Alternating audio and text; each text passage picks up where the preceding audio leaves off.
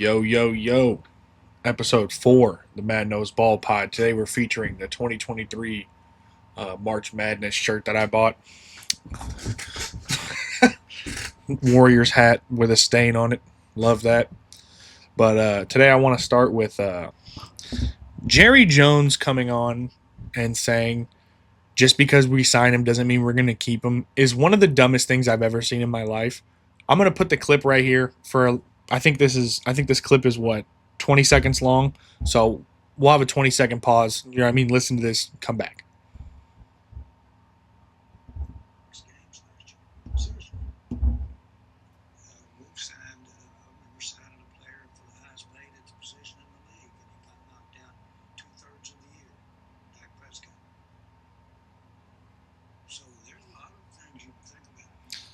Yeah, so I don't know what Jerry Jones is doing. I don't know why you would say that. I don't know why in a million years you would ever be like, just because we're signing a guy doesn't mean we're going to keep him. We regretted signing Dak, basically. We signed Dak to a bunch of money, and then he missed two-thirds of the season. Like it was Dak's fault. Do you think Dak went out and he said, hey, I'm just going to get hurt? You know what when's the last time you walked out of your house and you were like, you know what I'd love to do today is get hurt? What the fuck? Jerry Jones at this point is becoming one of the worst owners in all of sports. He already was, but God, this guy has to stop talking on podcasts unless he wants to come on mine. Unless he wants to come on my podcast, this guy has to shut the fuck up, dude. It's insane. You can't be saying shit like this. Like is Micah gonna be happy even when he gets paid?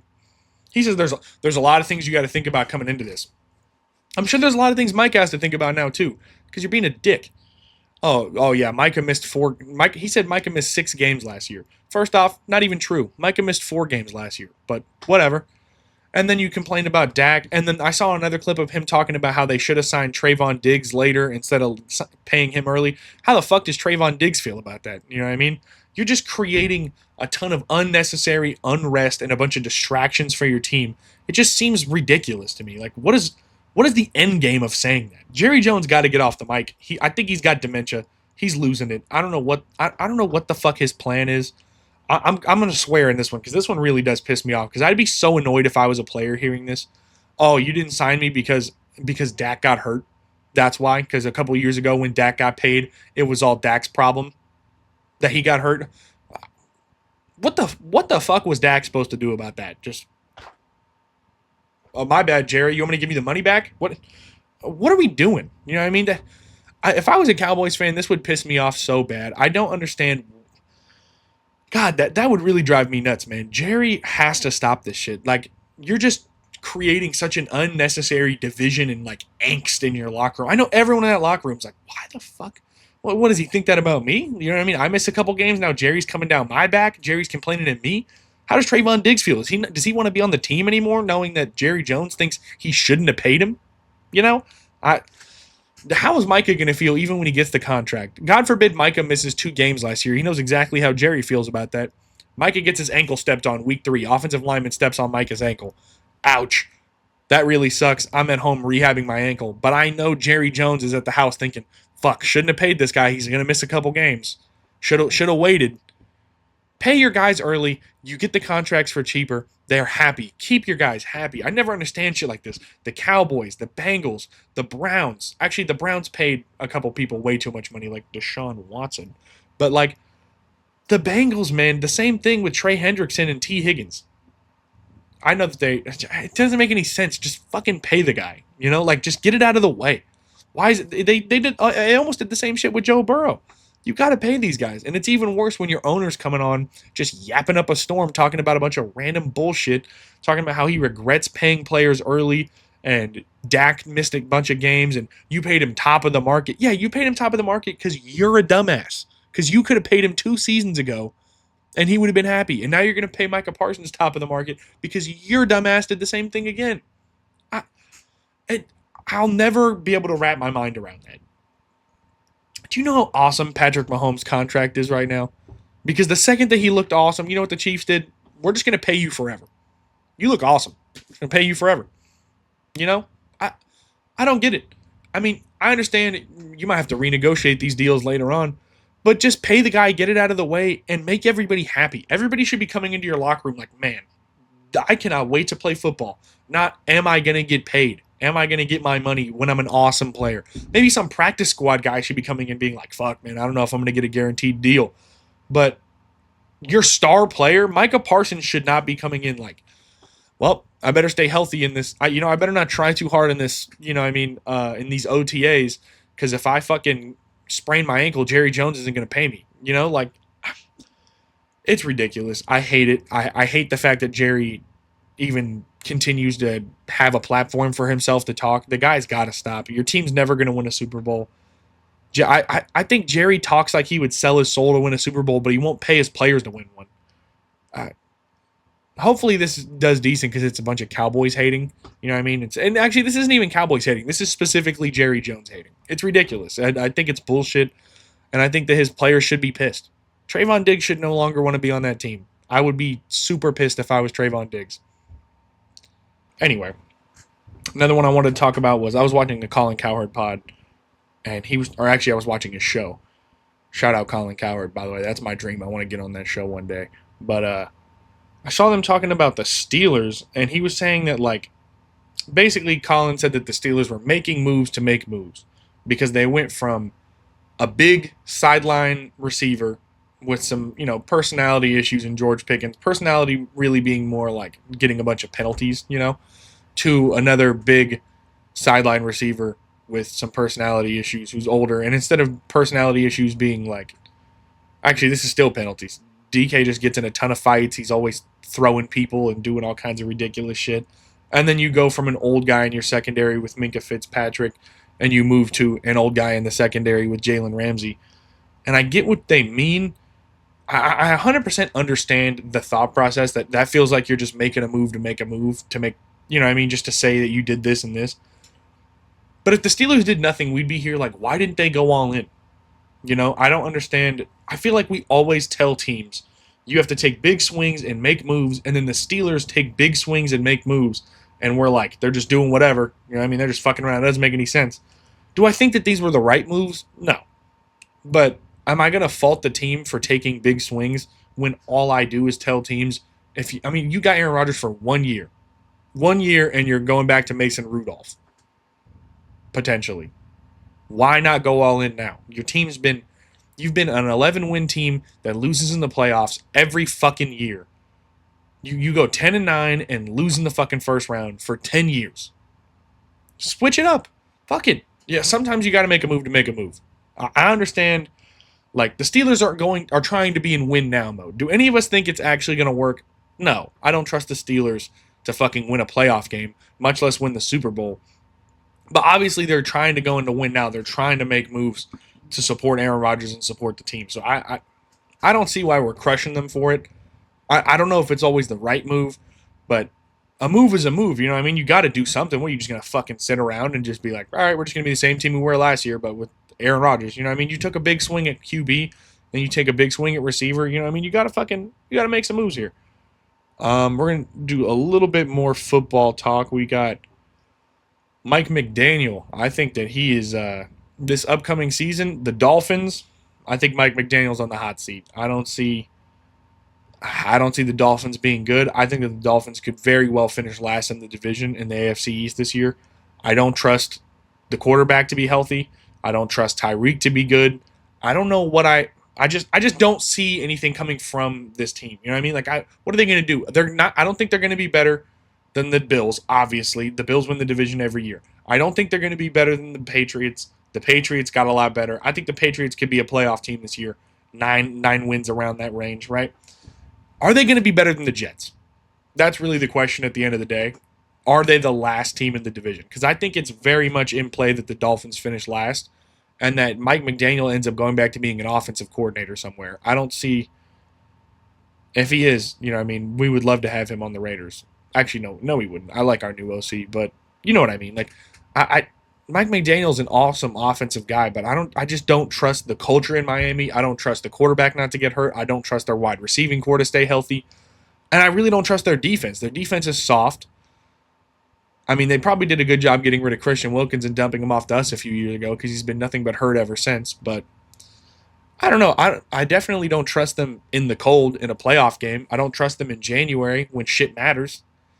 So like I feel like they're just on a never ending jogging tread. They're just on the treadmill to Mike McDaniel getting fired. You know what I mean? I don't see, and it's I don't even know if it's his fault, but they paid for a quarterback who's injury prone, who is not really a guy who's going to elevate your team. Like Tua is not doing what Mahomes does. You know what I mean? Tua is not doing what Josh Allen does. He's not doing what Joe Burrow does, what Lamar Jackson does. He's not coming into a team and he's not saying, okay, we're going to make these receivers look better.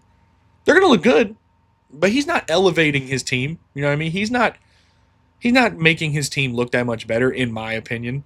And I just feel like Mike McDaniel's going to end up being the fall guy for it, whether that's you know what I mean realistic or whether or not that should be the case or not. I think Mike McDaniel's probably fucked. Unfortunately, I don't really see that. I don't see the Dolphins season going well at all. So I think Dolphins probably finished last in that division, and they're probably fucking cooked.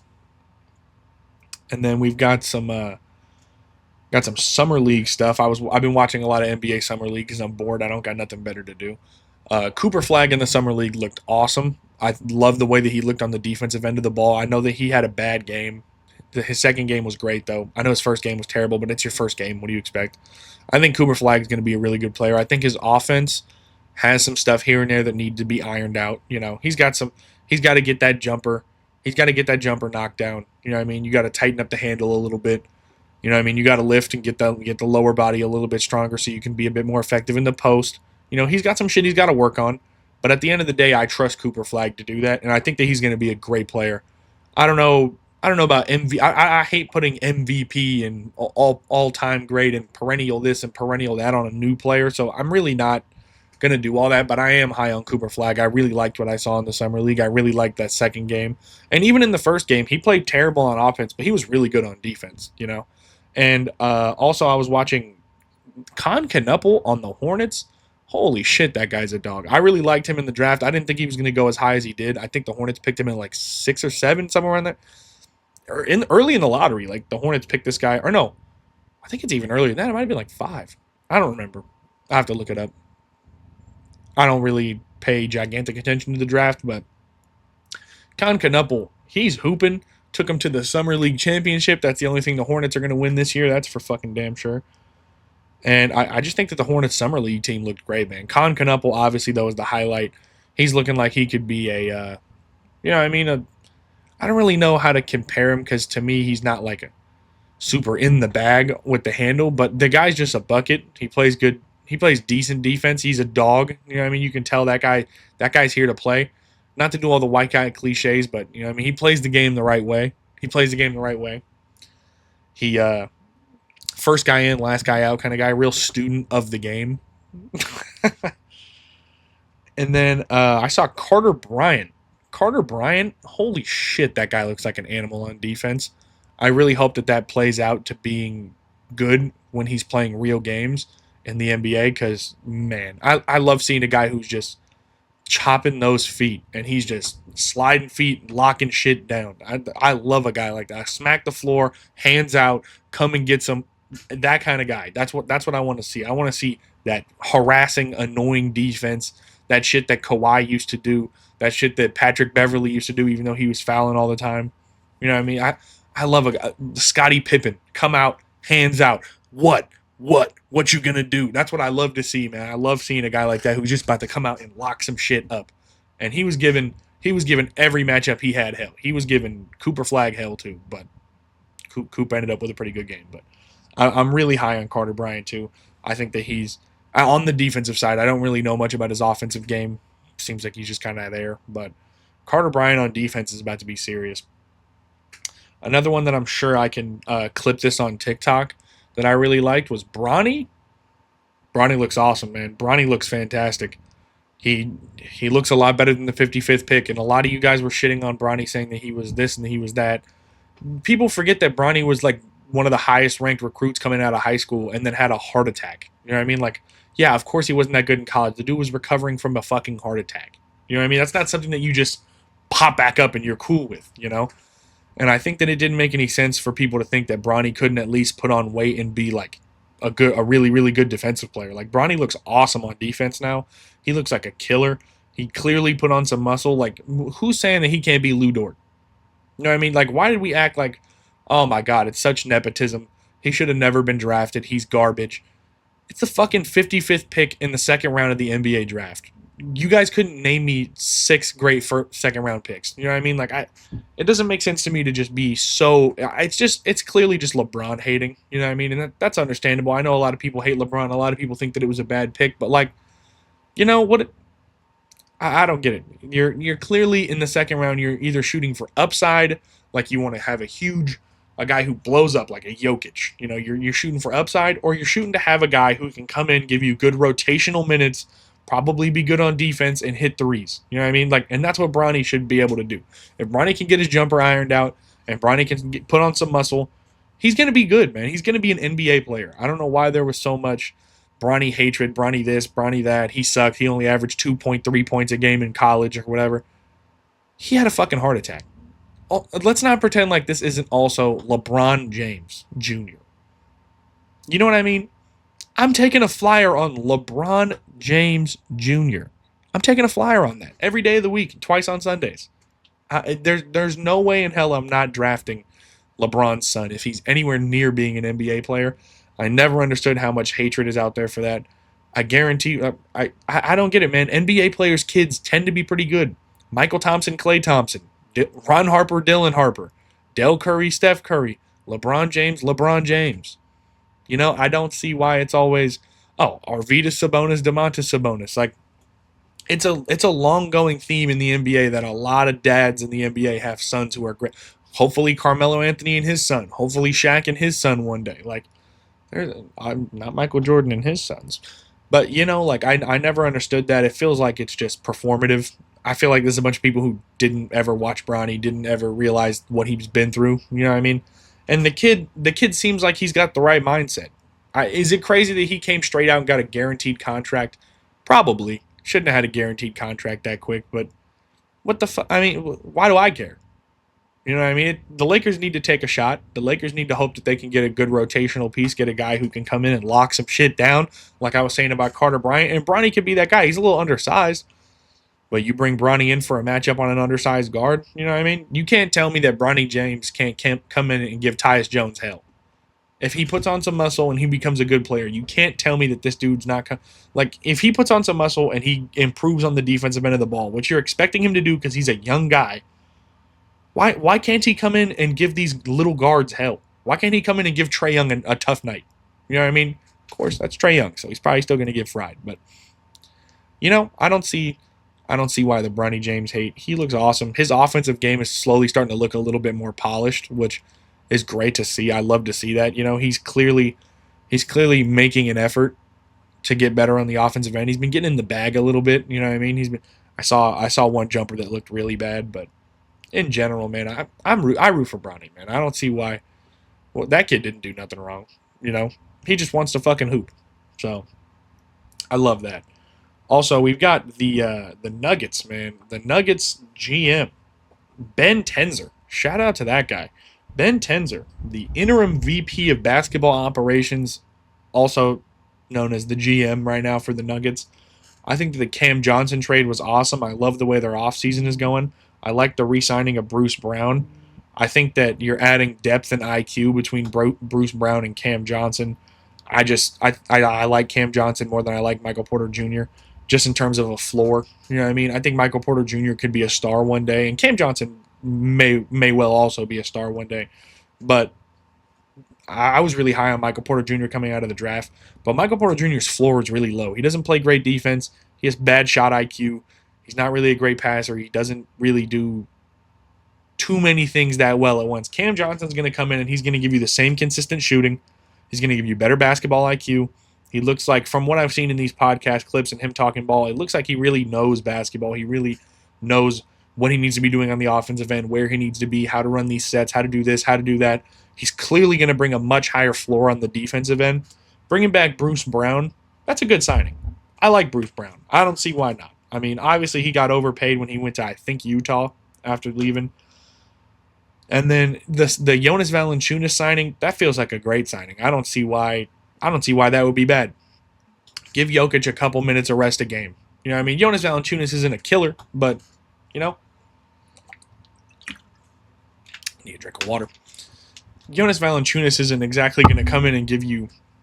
He's not going to come in and give you 18 minutes a game and kill, but he can give you 8 minutes, so Jokic can take 8 minutes off on the bench and relax in a game. Probably not even that. It's probably going to be like 6 minutes, but signing a guy to give Jokic a breather is a great idea because it's going to help with burnout come the playoffs too. I actually really like the move. At first, I thought he was going to go play in Greece or whatever because he wanted to make sure he was getting starter minutes. That's not happening. You're playing on the bench. Let's relax here, you know.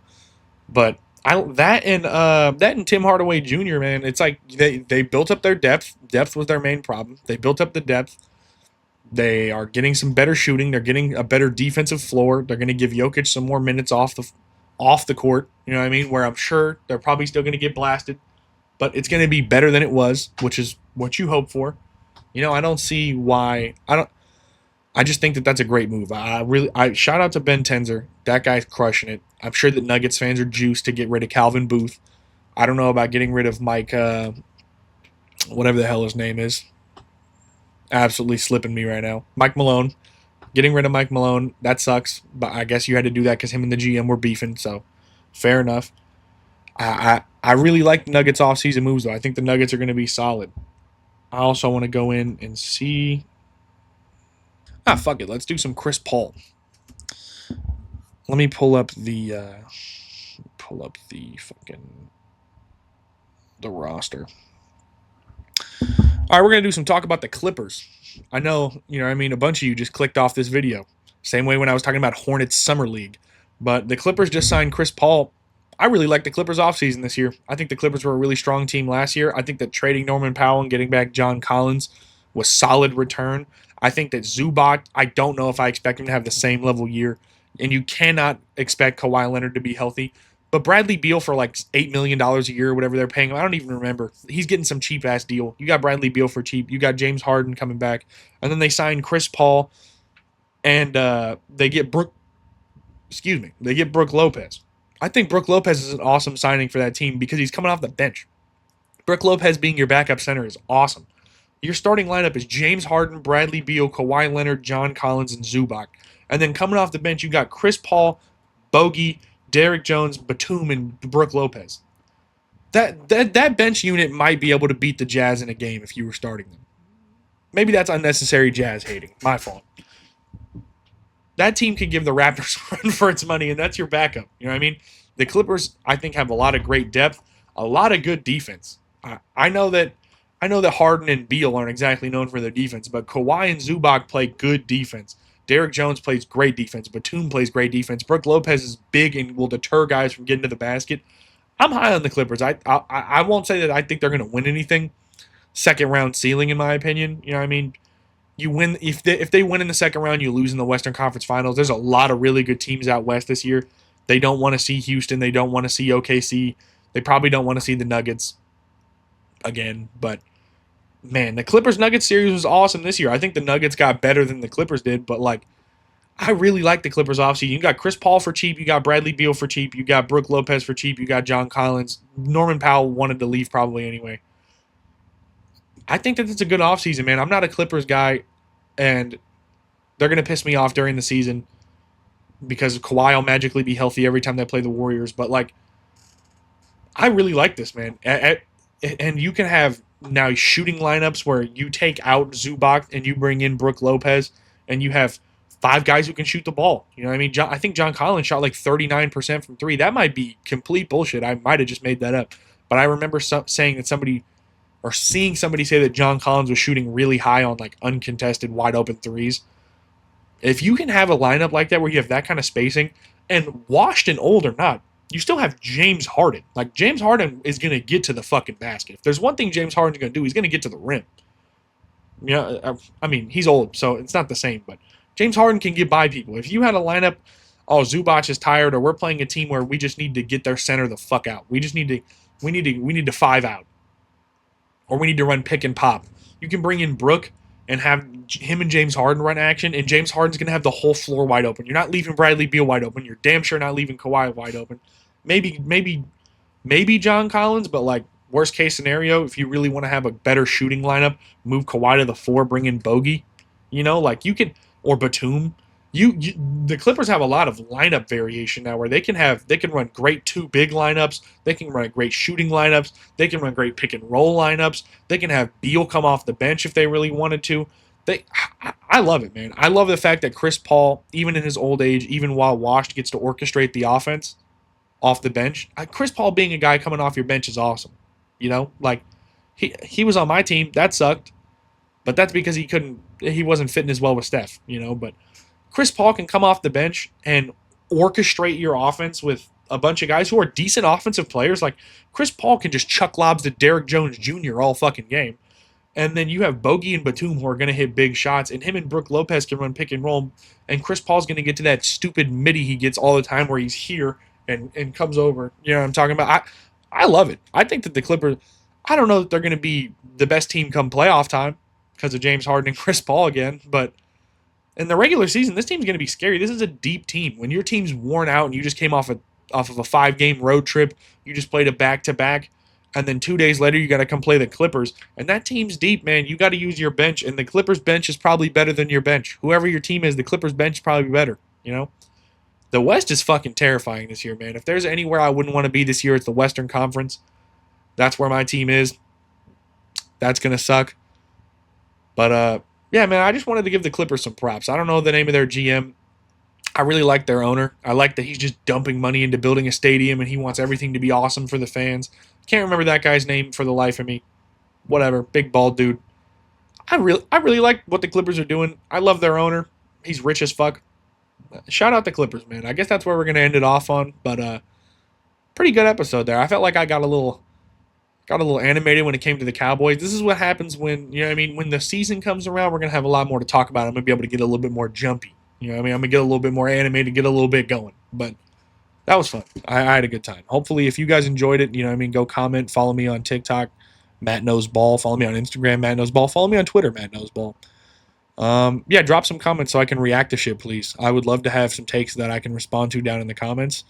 And I'll feature you in the next video. If you comment, you will be in the next video. Whatever you say. Fuck it.